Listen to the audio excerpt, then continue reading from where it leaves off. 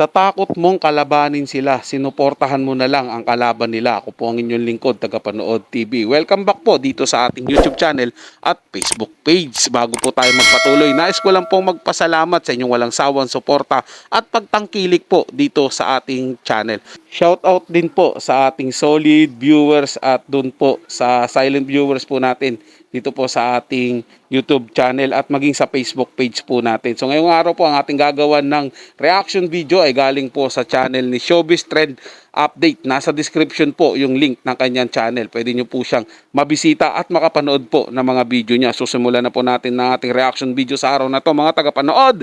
Let's do this! Welcome back sa aking channel. Tito Sotto isiniwalat na nais ng GMA Network na itigil na nila ang pagbibigay ng mga panayam sa gitna ng legal na labanan sa pagitan ng TVJ at Tape Inc. Kaya nga ba nila pinipigilan si Sotto magsalita ay dahil ayaw nilang malaman ng tao na kasabwat sila kaya nanalo sa trademark ang Tape Inc. Narito ang buong detalye.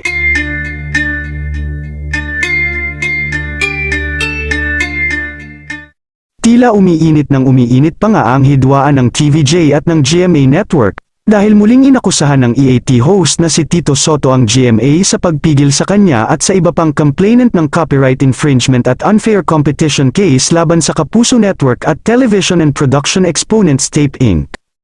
Pahayag pa ni Sotto, ayaw ng GMA na nagpapa-interview kami, umaangal, wag daw kaming nagpapa-interview. Ang legal counsel ng TVJ na si attorney tinawag pa ni Buko de la Cruz si Sotto, na isa ring abogado bilang best witness ever. Sinabi rin ni De La Cruz na ang matagumpay na pag-renew ng trademark na ipinagkaloob sa Tape Inc. Para sa Itbulaga branding ay walang epekto sa apela na inihain nila sa Intellectual Property Office. Matatandaang hiniling ng TVJ sa IPO na kanselahin ang pagmamay-ari ng tape sa trademark ng Itbulaga, ngunit hindi nga ito napagbigyan at sa bandang huli ay nanaig pa rin ang Tape Inc. upang makuha ang pinag-aagawan na trademark.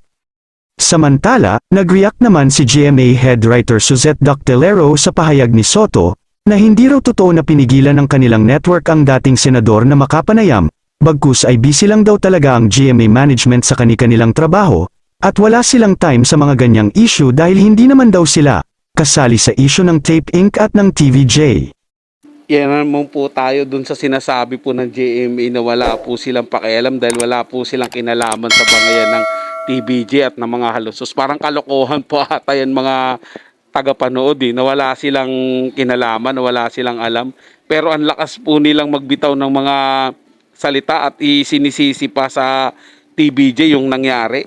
Tapos pag sinasali sila, sasabihin nila wala silang alam. Ang kalokohan po. Kayo po mga tagapanood, maniniwala po ba kayo na walang kinalaman o walang alam ang GMA7? Ito sila Attorney Goson sa bangayan ng TVJ at ng mga halusos Tape Inc.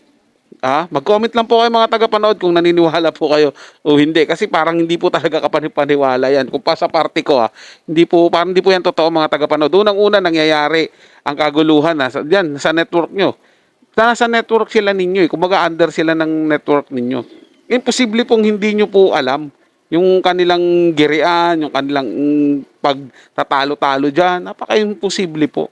Hindi po ba mga tagapanood? At saka ang dami-dami na pong lumalabas na mga balita na pinapaboran di umano ng GMA7, ng pamunuan ng GMA7 ang mga halusos. At tinulungan pa daw po ito di umano ng mga halusos ng GMA7. Yung mga halusos po tinulungan ng GMA7, ng mga Goson para po makapag-renew sa pangalang Itbulaga, sa trademark ng Itbulaga. So yung trademark po na yun, ulitin po natin mga tagapanood yung trademark po na yun is about po sa merchant, hindi po dun sa entertainment. At yun po yung inaano ngayon ni Master Rehenyo na makuha po yung sa side naman ng entertainment para magamit po nila yung pangalang Itbulaga po. Pero habang nag-aantay po tayo mga tagapanood, kalmahan lang po natin at patuloy po tayong sumuporta sa AAT po muna. So, 'di ba po mga tagapanood, kasi napakaganda po ng programa po ngayon mga tagapanood. Ang dami pong kaabang-abang na mangyayari sa programang AAT ng TVJ sa TV5. At ang paghuhugas kamay po lagi ng GMA about sa issue ng TVJ at mga halusos ay hindi na po bibenta sa taong bayan yan. Kasi kitang-kita po kung saan kayo pumapanig at kitang-kita po yung ginawa ninyong pagbabaliwala sa haba ng panahon inilagi po ng TVJ sa GMA7 sa kanila pong ginawa sa inyong network, kung paano po isa sila sa tumulong para mapalakas po yung network ninyo. Aminin nyo man po sa hindi yan, kayo pong nasa GMA7, aminin nyo po yan sa hindi, at tinulungan po talaga kayo at isa ang TVJ at ang Itbulaga noon na may TVJ ang nagpakilala at nagpasikat po talaga sa inyong network. Pero ayon naman sa mga pinagkakatiwalaang source na pinipigilan ng GMA7 ang legendary trio na magsampa ng kaso ng copyright infringement at unfair case laban sa kanila, dahil para kasi sa pamunuan ng GMA management ay wala silang kinalaman sa isinampa ng TVJ na kaso laban sa tape, at ayaw din siguro nila na malaman ng tao na may kinalaman sila, kung bakit nanalo ang Tape Inc. sa pinag-aagawan trademark. Ayon pa sa GMA management, kahit noon pa man daw ay wala naman daw pinanigan ang GMA sa Tape Inc. at sa TVJ at ni minsan daw ay hindi sila nang himasok sa mga isyu ng magkabilang panig. Naniniwala naman si GMA head writer Suzette Doctelero na ang korte ang pumipigil sa TVJ na talakayin ang kaso, at naniniwala din siya na hindi bias ang kanilang network.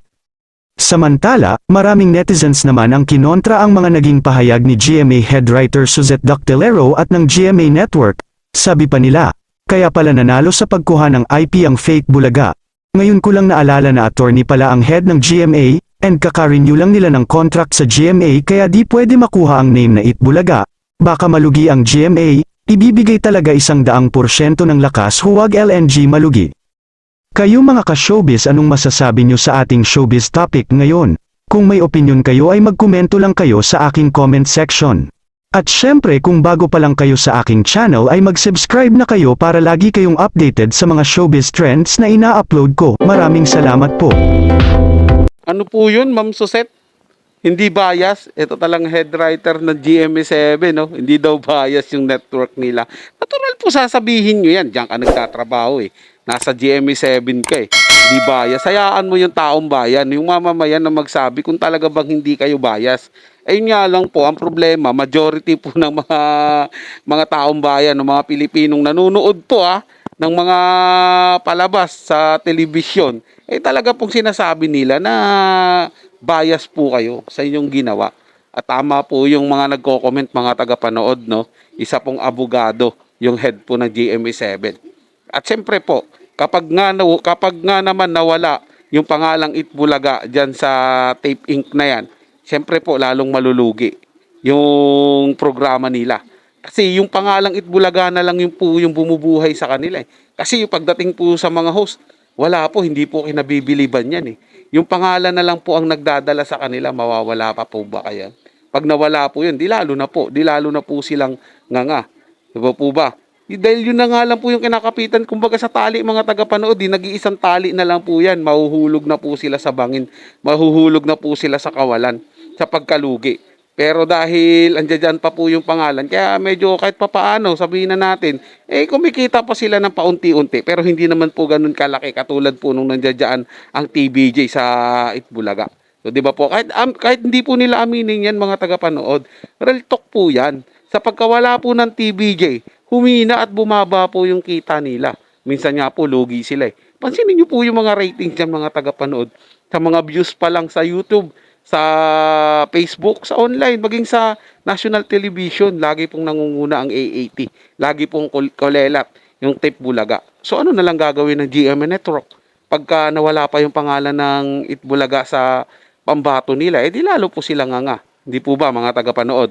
So yun lang po mga tagapanood, naway nagustuhan nyo po yung ating paksang tinalakay sa araw na ito. At kung kayo'y bago lang po na napadaan dito sa ating channel, huwag nyo po sanang kalimutan na mag-subscribe. I-hit nyo na rin po notification bell para lagi po kayong updated sa mga bago pang video na ating ilalabas. Share, like, and comment din po kayo mga tagapanood, ating niyang babasahin at pupusuan. At kung may gusto po kayong gawa natin ng reaction video, i-comment niya lang po sa baba mga tagapanood, ilagay nyo lang po sa ating comment section at gagawan po kagad natin ng reaction video yan. So hanggang sa muli po, eto ang yung tagapanood TV, komento at opinion lamang, wala pong personalan. Paalam po at mabuhay po kayong lahat.